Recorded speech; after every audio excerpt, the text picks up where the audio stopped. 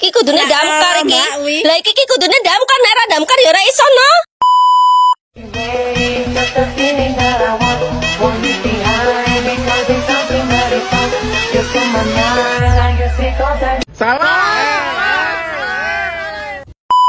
Bombastic side eye, criminal offensive side eye. Tapi bohong.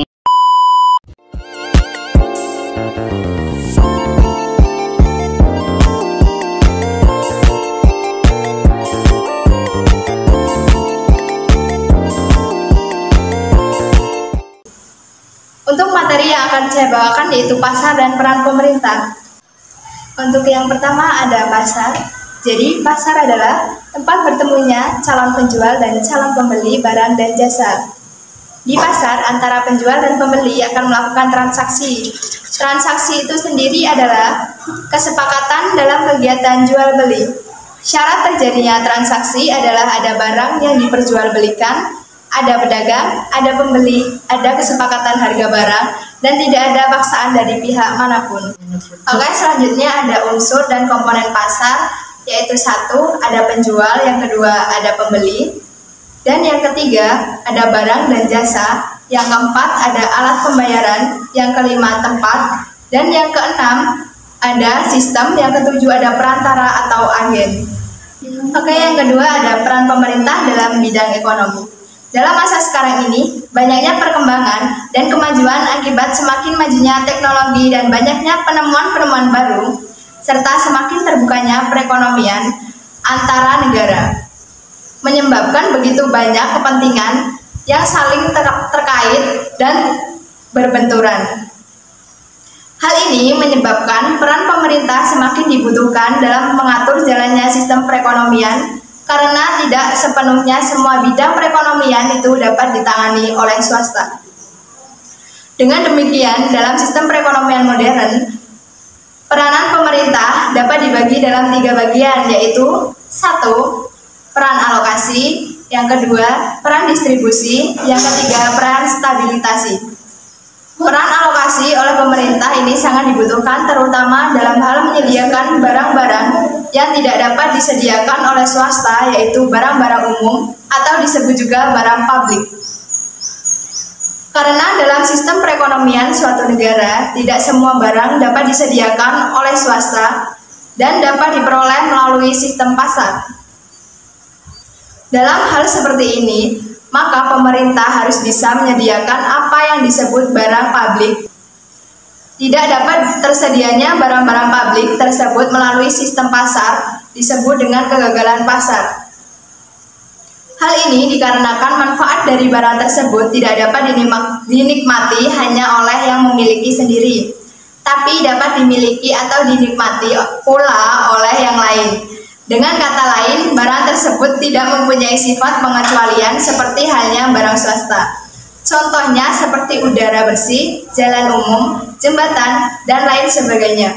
Kegiatan dalam mengalokasikan faktor-faktor produksi maupun barang-barang dan atau jasa-jasa untuk memuaskan atau memenuhi kebutuhan masyarakat.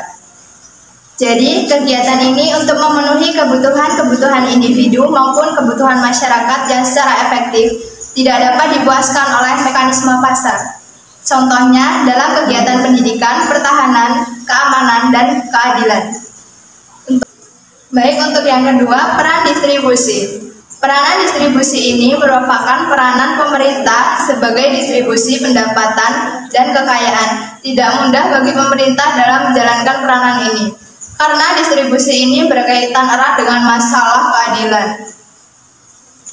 Sedangkan masalah keadilan sudah terlalu kompleks, sebab keadilan ini merupakan satu masalah yang bisa ditinjau dari berbagai persepsi. Bahkan masalah keadilan ini juga tergantung dari pandangan masyarakat terhadap keadilan itu sendiri. Karena keadilan itu merupakan masalah yang relatif dan dinamis. Kegiatan dalam mengadakan redistribusi pendapatan atau mentransfer penghasilan ini memberikan koreksi terhadap distribusi penghasilan yang ada dalam masyarakat.